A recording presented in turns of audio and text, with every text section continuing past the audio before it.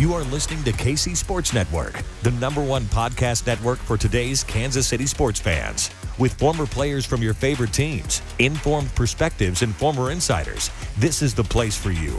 KC Sports Network is proudly presented by Emprise Bank, your partner in possible.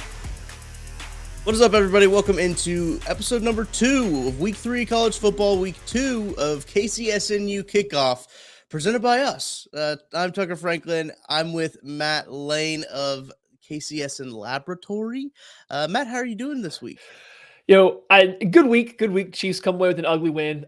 They put me well behind in my sleep schedule heading into this college football weekend. So I guess it's a good thing this isn't the strongest college football slate that I think we're going to have all year. It's actually a little bit of a letdown. Usually week 2 is the letdown, but this schedule, there's like fun, specific matchups of players, but I don't know if there's a lot of really good football to be played. So we're going to try to set you guys up for this weekend and let you know what you have to watch and what you can catch up on some sleep during. Totally agree. We've got our games to watch. We'll obviously talk about the local games here in Kansas City. But first, let's talk about our one big thing from this last week. Maddie, I'll go ahead and kick it off here. And I've seen enough, Maddie. I've seen enough already this season. I'm ready to say I'm ready to say that BYU is the best independent team in this country. You know, they've got some competition. Notre Dame, Army, independent. But Notre Dame off to an 0-3 start. You don't think UMass is in that competition? Fair. I forgot about UMass. Liberty, New Mexico State, who Mizzou will play later on this season. Connecticut, according to our lads. I didn't realize that they were an independent school. How about that? Doesn't change my stance. I've seen enough. Notre Dame off to an 0-2 start, 0-3 in the Freeman era. Not great. People of Notre Dame not happy. BYU off to a good start. Maddie, you called your shot, -3 BYU. Ooh. That game was an all-time college football game. The pinnacle of college ball was that overtime in Provo madness. Stayed up until like 2 a.m. watching that game. Jeez. Unreal. Something like a 2 a.m. 3-yard run fest going on in overtime. Oh, yeah. That game was not pretty, but BYU gets the job done. Didn't look at the top 25 rankings. Where are they at? Do you know off the top of your head where they're at in the top 25? They're in the teens. They're ranked pretty high now. 13-ish is my guess off the top of my head. So like, I don't think it's competition this year. Notre Dame has no offense. BYU does have some. BYU just beat a top 10 Baylor team, and maybe Baylor's just a fringe top 10 team, but BYU is missing both of their best wide receivers, and they're both NFL caliber players. You know, Gunnar Romney will probably get on a practice squad somewhere. Puka Nasua, one of the two, I'm not sure which. He's actually good. He has a chance to be drafted at some point in time if he can come back healthy. So missing both your receivers, playing a good Baylor team, and coming away with a win, that's a big deal. I agree. And we'll talk more about BYU here in a little bit. But Maddie, what is your one big thing? Oh, my one big thing is insert whatever team you want back. Is Texas back? Is Miami back? Whoever you want to put in there besides Nebraska, are they finally back, right? Like, Texas goes out and they sling it with Alabama. And if Quinn Ewers doesn't get hurt, I think they win that game. I've seen some people say that if Hudson Card doesn't get hurt, they think they still win with the healthy Hudson Card. Nah, he's not good. No, I don't think so. I think Bama still takes it. But if Ewers plays, Texas might win. Miami had a typical, down Miami game or first half for Southern Miss where the game was way too close in the first half. They come out, they take care of business in the second half, ends up being quite the blowout like you would expect. I wonder if either one of these two teams are actually back. USC is obviously, I think, back. That offense is a humming. It's like all these blue blood type teams. I don't even know if these all count as blue bloods, but these teams that we all grew up watching at one point in time or another that were exceptional football teams are all kind of on the doorstep of being back. And that's fun for college football. I'll even give Florida State a little shout out from their win 2 weeks ago. They actually have already played when you're listening to this. So hopefully they beat Louisville too. This is good as we record this a little bit before you guys hear it. But Florida State, Miami, Texas, USC, which one of these teams are actually going to be back for the long haul? Which one's just a flash in the pan? Like, I think that's where kind of my focus is right now. I was looking at these betting. I was speaking of Florida State, and I took Florida State because they were only 2.5-point favorites versus Louisville, and Louisville looked very bad against Syracuse. A Syracuse team that I think is just like I like the running back for Syracuse. Can't think of it. His last name's Tucker. I can't think of his first name right now. Sean Tucker, I believe. Yeah, I like him. I like that Syracuse team. I think they're a fun team, but I don't know if they're necessarily the toughest of competition. And for a Louisville team that was supposed to be a little bit better this year, I like Florida State -2.5 in that one. That's a bonus pick for you. That's a bonus Tucker pick. But by I'm the with time you're you. listening I'd to ride this, that with you. time you listen to this, that game will be over, and you guys will already know if I'm right or wrong. All right, Maddie, let's get into these local games. I like what you said about Texas being back. By the way, I think they are. I think they are. I think Miami. I think they're back. My one concern with Texas, and I'm make it quick here because we got to get to these local games, but that team, the organization, the Texas University seemed way too happy to be close versus Alabama. They were a little too giddy to just be in that game, almost like they didn't anticipate to be there. I would have liked it better if they were upset that they didn't go ahead and take that home. I would like that chip a little bit better. I don't know about that. So I'd be interested to be in that building and hear, like, are players and coaches happy to just have a close loss, or are they still upset? Because I'm getting a little bit of weird vibes that they were almost taking that participation trophy and running with it. Interesting. Yeah, that is. Expectations have certainly changed in Austin since the 2009 Rose Bowl. Is that what that was? Goodness, The that's national way back championship. then. Yeah, So. I was 11 when that happened. By the way, let's talk about a team that usually is happy about close losses. That's the Kansas football Jayhawks. Yeah, that was a banger of a transition. They travel down to Houston, Texas, at 3 p.m. local time in Kansas City to take on the Houston Cougars on ESPNU. They get thrown up on the big time. Maddie, what are your first reactions about this game? First thoughts? Close game, I'm assuming. Houston's only playing close games, going to overtime twice already and going 1-1 in them. Kansas is coming off of an overtime win against West Virginia. So, I think we're getting a lot of offense, I think, in this. I think both quarterbacks are relatively good. Everybody's obviously seen Jaden Daniels. He's been very competent, if not really good quarterback for Kansas. Clayton Tune, quarterback for Houston, is also very good, if maybe even a slight bit better than Daniels just in a vacuum. So, you're going to have two quarterbacks going against two defenses that have not always played great. I think Houston's defense is put together a little bit more so far early in the year than Kansas has. That Kansas defense looks like it's still trying to catch up to being a, competent Power 5 defense, but they're taking steps in the right directions. This isn't the same pushover win for a top 25 Houston team. I actually think they fell out of the rankings now, but for a top 25-ish Houston team that it looked like to start the year, Kansas is going to score points, and I think they're going to score points on Houston, so we might be looking at another kind of shootout that trends itself towards overtime. Yeah, I think it might be another overtime game for Houston. How about that? 3 weeks, 3 overtime games. I was going to bring up Clayton Tune as well. Obviously, it's an easy thing to bring up as the quarterbacks in this matchup. Two very good quarterbacks. That's why I think it's an interesting game to watch, especially in that 3 o'clock time slot. Got a couple of games there that we'll talk about later. But I think that this is quite possibly the most hyped up Kansas football game since the Orange Bowl, since most anticipated Kansas football game. And I don't think that's an overstatement. I think a lot of Kansas fans, especially coming off that overtime win in West Virginia, very excited about what this team can do. Maybe there's talks of bowling. There's talks of bowling going on, and it's a little ambitious. They started the season 3-0. They're halfway there. So they don't got that much farther to go. And I don't see that many games. I don't want to say any, but that many games in the Big 12 that look unwinnable for them. There's obviously a couple, but there's not that many. So I think that as of right now, going into this game, I think you're Kansas, you feel really good about making to a bowl game. If you win this one, it's almost a guarantee, I think, because that one establishes Kansas as not even just a competent team, but maybe even a quality Power 5 opponent or team, especially in the Big 12. And then, you have another good game, I believe, Duke next week, which should be another win if you can beat Houston. Then you're getting into the rest of your league play. So I don't know. I feel if you're Kansas and you come out with a victory in this game, or even if you play Houston close, I think you have to feel really good kind of about your chance to go ahead and get to a bowl game this year. It'd be really fun if they have 5 wins heading into that last game against Kansas State in the Sunflower Showdown. And if they beat Kansas State, they'll go to a bowl game. That will be I would go to that game. I don't like either of those teams personally as a Missouri fan, but I would go to that game and watch it just because of the environment. One person, Maddie, before we talk about more prospects, the prospect Sure. matchup that you have your eyes on, I'll talk about Jaravius Owens, senior transfer. He's a free safety. Looks like they have him projected around rounds 3, 4, or actually our lads is so hard to. Have you ever tried to read their like color guide? It's just like so hard to read. Nope. That's probably good. Yeah, rounds 3 and 4.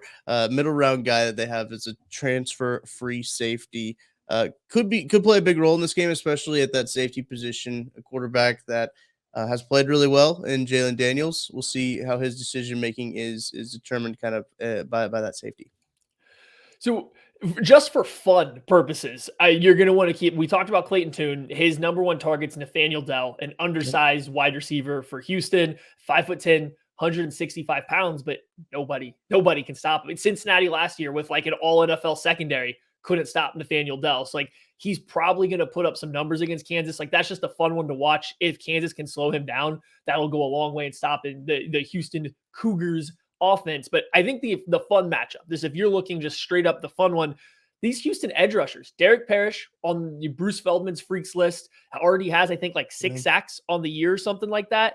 And then across from him, you're actually going to have Nelson Caesar, who I think is probably a better NFL prospect. He's a little bit bigger, a little bit thicker, kind of has the length. Parrish is a tweener outside linebacker, defensive end, high effort motor type guy. But these are 2 quality edge rushers, 2 pass rushers on this Houston defensive line that's pushed in a top 100 pick to the NFL draft in the last 2 NFL draft rounds here. Yeah. And then they'll be going up against Earl Bostic, tackle for Kansas. I think he's a 5th-year senior. I don't know what his prospects for the NFL necessarily look like, but he's been around for a while at Kansas. He's played solid. He's kind of that leader on the offensive side in terms of experience and getting guys together. I think he's got a big matchup here because you got 2 guys that are probably competing to get drafted in the NFL, maybe even with Caesar getting up into the top 100. Big matchup there. That could really be, it's a big change, I think, going from West Virginia to this caliber of defensive line. So that could be one of their keys to sticking with this Houston offense. I know a lot of people talking about this game. Line of scrimmage going to be a big point of emphasis on both sides of the ball for the Jayhawks. All right, Maddie, let's pick this game against the spread. Houston favored at 8.5. I was telling you before we started the show, Lions kind of walked back a little bit. I think Houston started at minus 10.5 at DraftKings Sportsbook. Now it's at minus 8.5. What do you got here? So last week I floated that that Kansas might actually beat West Virginia. Tucker kind of talked me off of it a little bit, I think, when we were going through it. Then it happened. This week, I don't feel as good about Kansas. I think the big reason last week is I said they had the better quarterback and they were getting Power 5 athletes. I don't know if they have the better quarterback in this game. I like Jaden Daniels. I'm going to go with Clayton Tune, I think is the better quarterback. I think you take the better quarterback plus the overall better athletes that the Houston has. I think they win the game, but Kansas covers. So I'll take Kansas in the points for this one. Oh, this is a close game. I think this game is really close. That's another thing about this one is that 8.5, I think, is not a very good line. That line surprises me a lot. But listen, Vegas knows. Somehow they all know. I'm going to also take KU in the points. I don't know if they win. I think it's going to be a close overtime game. I'll call another overtime game. I don't know if the Jayhawks pull it off. Might be one of those moral victory type games for the Kansas football Jayhawks. I'm with you. I get it. I 100% get the pick. Let's move on. We're going on to Tulane versus K-State at 2. Sorry, I almost gave you guys an Eastern time. 2 p.m. Central time, I think, is what this is right here. Seems like a strange time, but okay. It's in Manhattan. You can see it on ESPN Plus because they're playing Tulane. I don't know if there's much to talk about here, right? K-State's coming off a big win versus Missouri. They now get, Tulane's not a complete walk in the park. We'll get to one of those in a second, but it still shouldn't be a challenge for a good K-State football team. Do you sense any level of trap game here, or do you think this is just kind of K-State shows up, takes care of business, and moves on? I think it could be. I very well think it is. They're no Abilene Christian, right? Like they're a competent school. They've been bowl eligible for I think like the past 5 or 6 years out of like last year they weren't, but they've always been pretty good. Tulane's been pretty tough. the spread opened at 14 for Kansas State. We'll get to it later, but that's just kind of what the thoughts are there.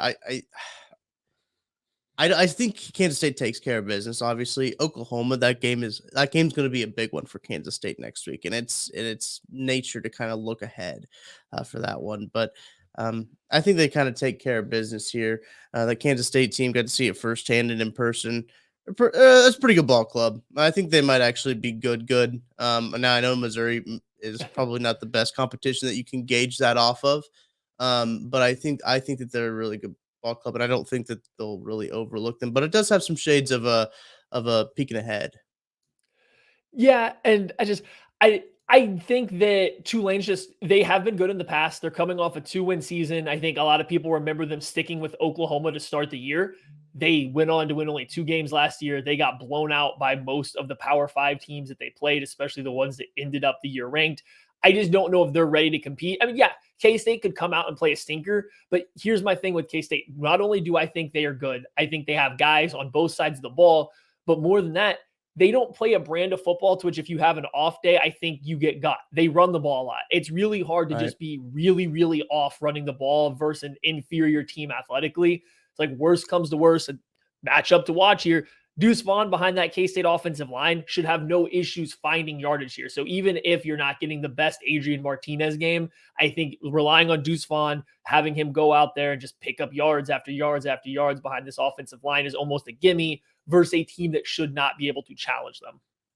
I agree. And if you're Kansas State, you want to see Deuce Vaughn show you something here. Or not Deuce Vaughn. I mean Adrian Martinez. You need Adrian Martinez to show you something. Deuce Vaughn has showed you plenty. He's earned his keep around there.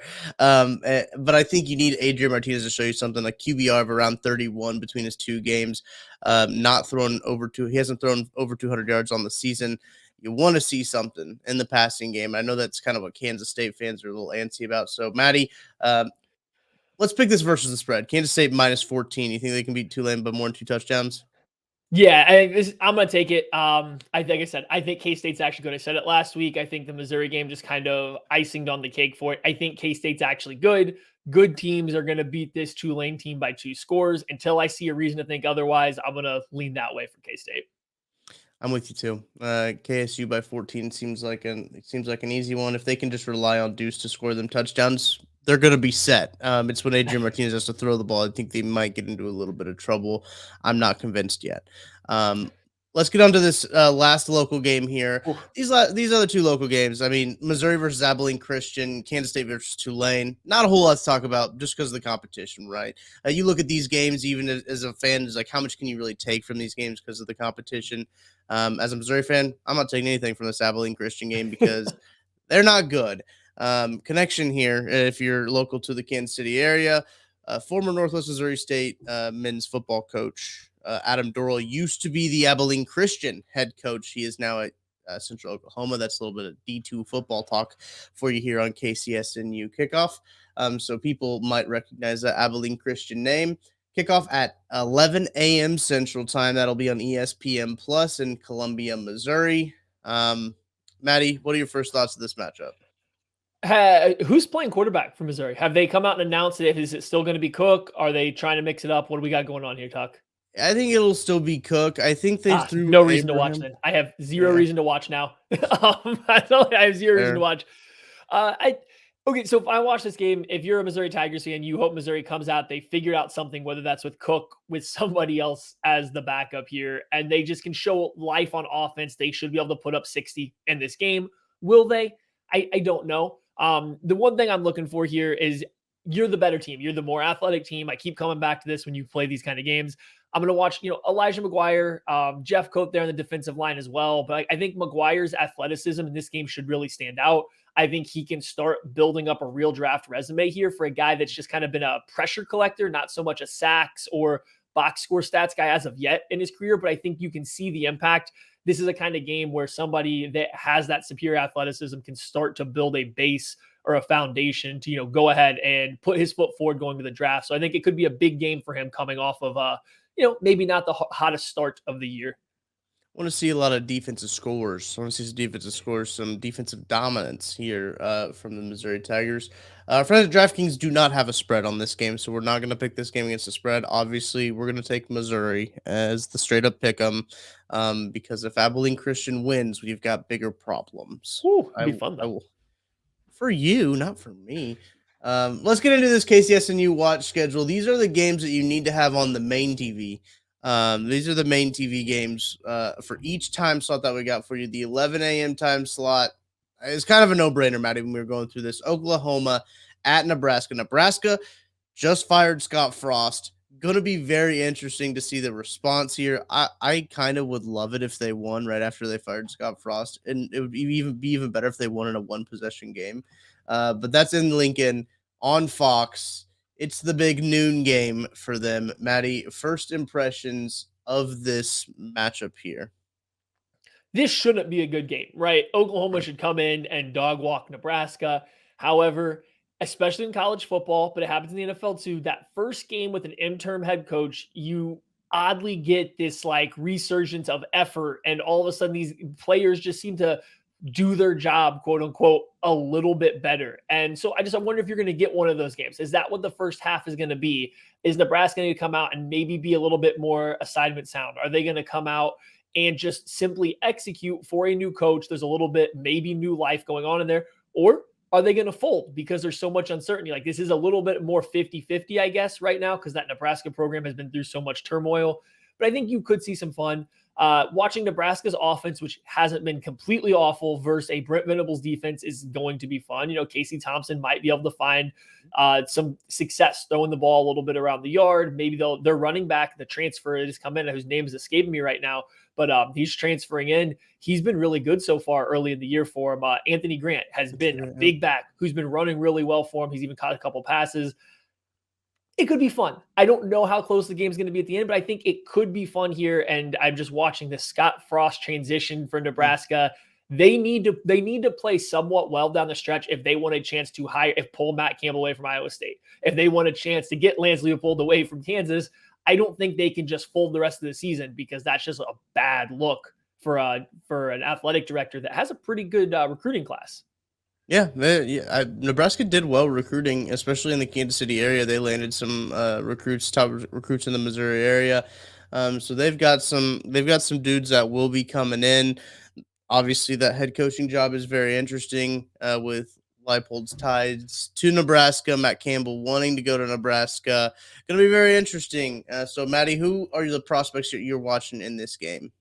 So there's a couple different ways to go about it, right? Like I think Trey Palmer, a transfer wide receiver from LSU to Nebraska, has been pretty good early on. I think he is their him and Grant will combine, work with Casey Thompson to give the Cornhuskers enough offense, I think, to be semi-competitive.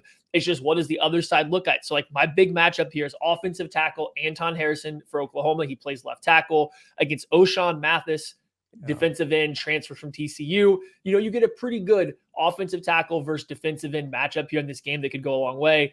Both guys are probably slated around the top 100 right now. They need a big finish to this year to show some development to really drive home that stake. But like, this is a good college, tackle versus defensive end matchup. So whoever comes away from this one might end up being well. Peter Skoronsky for Northwestern had a great game versus Mathis, and I think you saw how that went for Nebraska's defense. So if Harrison can do the same thing, I would imagine Oklahoma's offense would have the same level of success.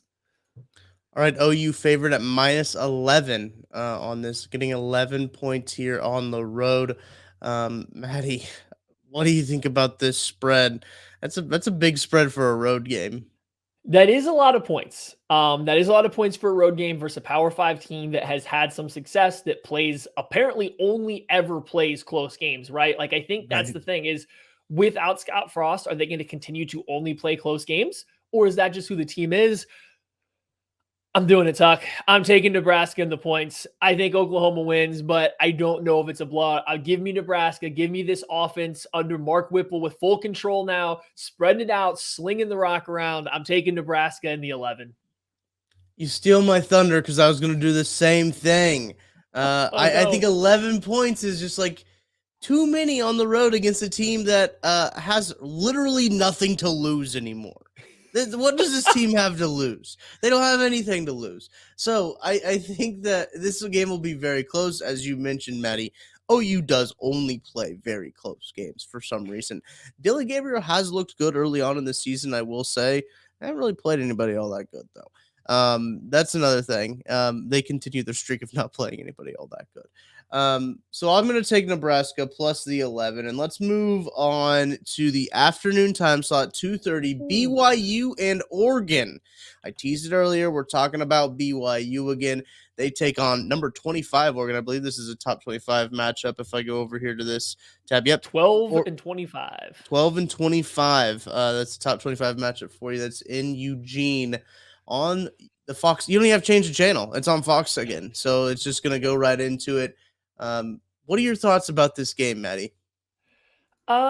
I think BYU should win this. BYU should be the stronger team here. Oregon, I don't think looked good when they had real competition in Georgia, but that's Georgia, right? So Right. Bo Nix comes from the SEC, goes to the Pac-12, and his first game, of course, is against the best SEC defense, and he looks like Bo Nix again. What does he look like versus BYU, who doesn't have that same level of defense? You go back to that Baylor game, down the stretch, BYU was getting pushed around a little bit, which isn't abnormal for them. They don't have the freakish 4 or 5 star athletes all over the field like a lot of these top end programs do. So can they hold up against this Oregon front offensive line and defensive line that's supposed to be pretty good? We'll see. I think that when I look at it, I trust BYU more. I think as of right now, they're better coached. They have the better quarterback. They have better offensive weapons. If those receivers, Romney and oh man, I'm going to keep butchering his name, Nasua, are completely healthy, they'll have better weapons, but I don't know if they're playing right now. They're being pretty coy with it. So we will have to see what that looks like. I don't know if there's any players in this that particularly have your attention. Seeming we just watched BYU last week and Oregon had a big game early in the season. Not really. I mean, I think Jaron Hall is obviously one of those guys. Look at me picking the quarterback, but I mean, he's a dude that, we talked about is older. So you like to see that from him. Bo Nix is a little bit older, too. Maybe he's not as old as I think he is, just because it feels like he's been around forever. But I think this quarterback matchup's a really interesting one to watch. They've got big dudes up front on the defensive line too. When you talk about BYU, they've got some big old dudes up there. But the spread in this game, I think, is interesting. Oregon at -3.5. Oregon is at home, so it's usually, if you're the home team, you get a field goal. So this is really a point and a half-point game, which I think is probably fair. I think I'm surprised it's actually this low. If I'm being honest, I thought BYU, being the higher ranked team, having the better win, looking good, would be favored even in Eugene here. So I'm kind of surprised by this. I think Oregon's getting a little too much credit for preseason rankings and for just having the pedigree that they do have. I understand that they're going to have better recruiting and all this stuff. It's just, I don't know. I like what the BYU teams put out there. So, if I'm picking this game, I'm taking BYU, even laying the 3.5, because I trust them, much like last week. I trust Jaron Hall. I trust this this coaching staff to go ahead and get it done a little bit more than I trust anybody on Oregon right now. I agree. I like BYU. We keep agreeing on these, Maddie. It's not good for us. We need that's not good content. We need to disagree on some stuff. Did you give your prospects to watch, or did I breeze right through those? We breezed over it, but I will touch on it here real quick. I've mentioned the wide receivers a few times, which I think is pretty good. If I'm not mistaken, Oregon has a pretty good cornerback, Christian Gonzalez, who transferred in, I believe, from Colorado, a bigger kind of corner. He's going to be a fun guy to watch there if those receivers are able to go. But if not, I mean, the matchup, again, offensive tackle for BYU, Blake Freeland. I believe he was a 3-star athlete recruit that just ended up playing tackle for them, or they moved full-time to tackle. Left tackle, good athletic guy, really tall. So not the best anchor, but he can move really well. And then across from him, everybody remembers Kayvon Thibodeau, but Brandon Dorlus is a little bit thicker, bigger defensive end. Sometimes he'll reduce down into a little bit of a tighter split, but he's kind of the guy on that defensive line right now. So you're getting a guy that probably matches up well versus Freeland. So you want to see how well Freeland can handle that. Because if he has a good game, if he can continue to build on his early season, I think Freeland can push the back end of first round at left tackle. And, maybe from what we just saw from the Chiefs this past week, they could be looking at the tackle market again. It certainly could be. That'll be interesting. I like that matchup there. Oregon and DNs. They seem to be producing some good ones here recently. So let's get into this primetime game, 7:30. Michigan State versus Washington. It's in Seattle. 6:30 kickoff local time on ABC. It'll be is it no, that's not where game day is. Game day is in Boone, North Carolina. Your neck They of the came woods, out. They Maddie. came this direction, right? Uh-huh. Capitalizing on that big win over Texas A&M, for which Texas A&M plays Miami. There's another ranked game here that That's we true. did not put on here in primetime. And I'll be honest with you, I could see Mario Cristobal and Jimbo Fisher getting together and deciding to have like a 10-8 final score on purpose.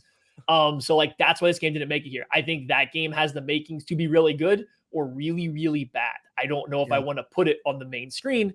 This game, on the other hand, Washington's decided with Michael Penix or with Phoenix, they are going to sling the rock. And you go up against one of Power Five's worst secondaries in Michigan State. That sounds like a lot of fun. So like that's why this game made it for me. Is I just think it could be a fun matchup. A lot of offense going back and forth. Washington can join USC and Miami and all those teams of trying to be back. You know, they've been successful in the past. They've had a few down years. They look like they're having fun out there. So I think this is a fun game to watch, even if it maybe isn't the best matchup out there. Michigan State has looked good this year, but they haven't really played anybody. They've played Western Michigan and Akron. So when you look at their schedule, they've had a couple guys have some good performances, have only played MAC teams. The problem is they play in the Big Ten and not the MAC. So we get to see a real first competition, first real tough game here for Michigan State. They're really confident in Mel Tucker. They gave him a contract extension last year. Personally, I thought it was a little premature, but That gotta do what you gotta LSU do. buzz. That LSU buzz. It got him. It got him paid. I like it. So, Maddie, who are your prospects to watch here in this game? So there's a couple here actually, I guess. We'll save some of them for the pick. So the big matchup, maybe you guys are sensing a theme here. Offensive tackle Jackson Kirkland for Washington. He was actually projected as one of the top offensive tackles last year going into the year. Maybe didn't have his strongest year. Aiden Hutchinson kind of abused him on national television early in the year, which really set back his draft stock. I think he played through an ankle injury.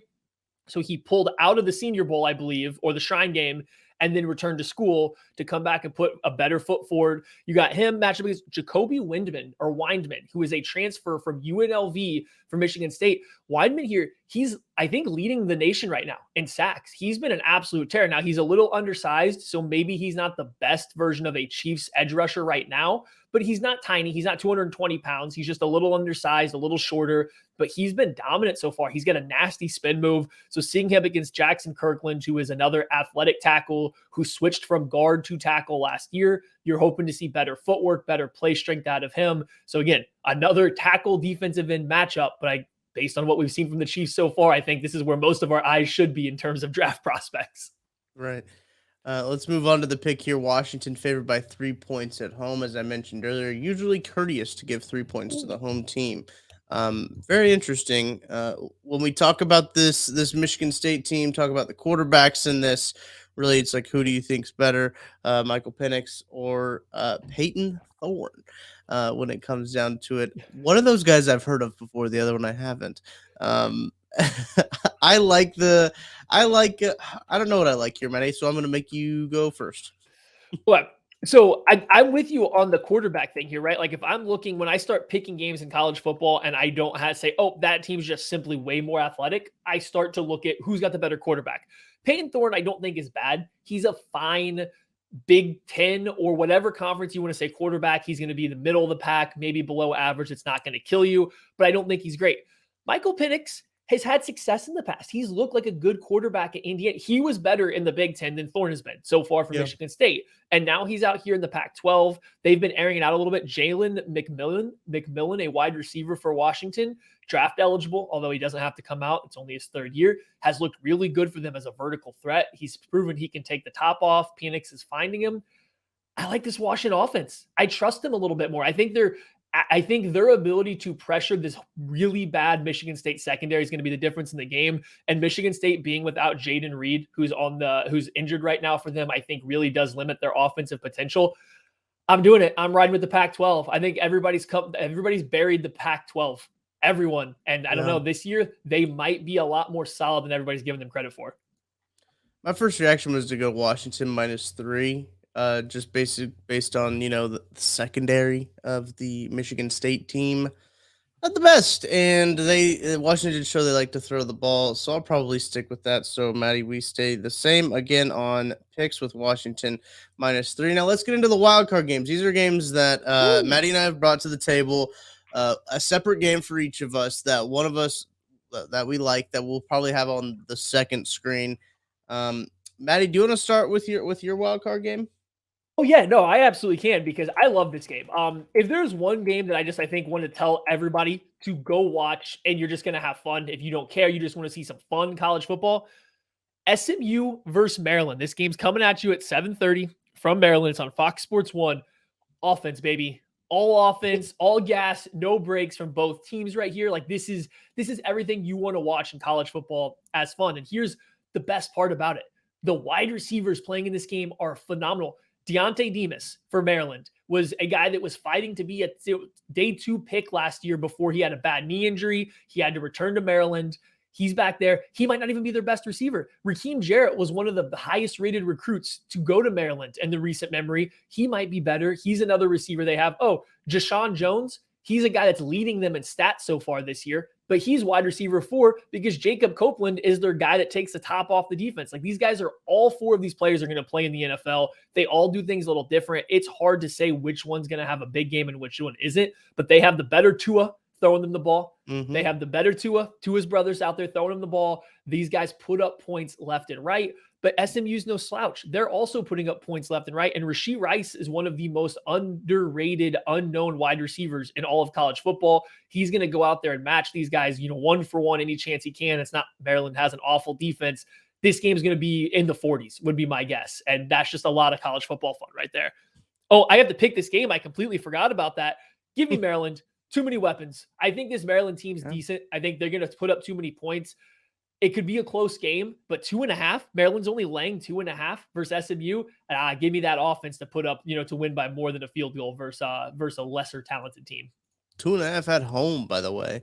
I like that pick. My wild card game.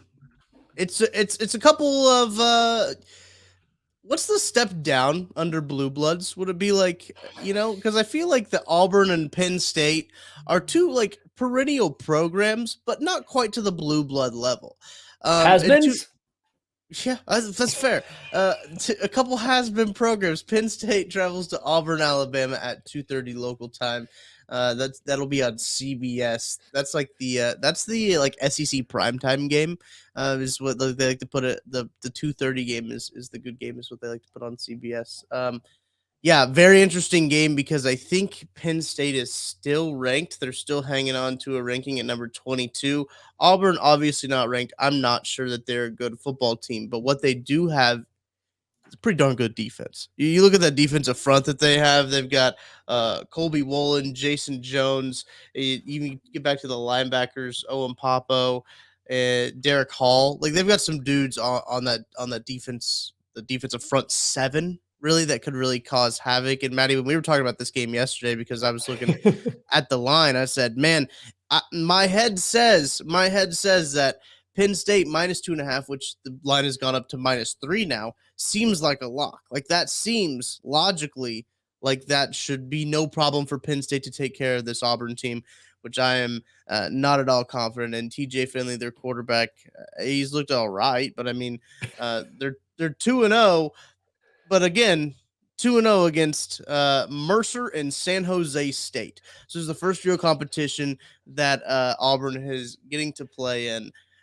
I like Penn State, the -3. I'm going to take Penn State -3 in this one, going on the road, beating an SEC team. Maddie, that also came up in our conversation of like, SEC still king. They can still come down here. You got to play in the environment of Auburn. They're not going to lay down. But I think Penn State comes in, beats them by more than 3. That was my whole point. This is your wild card. I'm not picking this one, but this is how I would. My head says Penn State wins because they're a better team. or my heart says Penn State wins because I think they're a better team. My head says this is a terrible matchup for Auburn. Penn State can match their awful wide receivers with one cornerback that's good, play everybody else in the box to stop Tank Bigsby.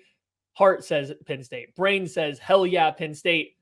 The SEC in me, though, says Derek Hall, Woolen. I mean, they have so many guys up front. They have the Northwestern transfer, Leota, as well. I think it's like a rotation. I think they have so many guys up front that they could just SEC the line of scrimmage and they could win this game. So like, it's just, I would hate to have to pick this game. I don't envy you. But this is, again, SEC is either going to prove that they are by far the best because Auburn's one of the worst SEC teams this year, or it's, people are going to use this against the SEC to say that, oh, look, the Big Ten is almost as good despite Auburn being a bad football team. I mean, Mizzou's got a shot to beat Auburn next week. So, yes. I mean, they do. They got to go down to Auburn. So, Maddie, last week I was 5-1 on my picks. I believe you were 4-2 on your picks. So we'll keep track of those. We'll let you know how we do this week. Maddie and I have all the same picks this week. Besides our wild cards, so that'll be easy to determine the record. So, Matt, any final thoughts for this week's episode of KCSNU Kickoff? No, guys, thanks for tuning in. Thanks for watching. I'm assuming most of you guys are Chiefs fans. If you found your way here, that's why we're watching all offensive tackles and defensive ends, baby. That's where you got your eyes this week. Besides, a couple wide receivers out there, but sit back, enjoy your Saturday. We got some fun games out there, and hopefully, you can catch up on some sleep during some of this stuff. Because if you're like me, you stayed up way too late Thursday night. Absolutely. Get some good Friday or some Saturday and Sunday sleep because don't have to get up for a Chiefs game. So thank you for listening to KCSNU Kickoff here on the KCSNU YouTube page. Make sure to like, subscribe, share with your friends if you enjoyed it. And for Maddie Lane, I'm Tucker Franklin. We'll catch you guys next week.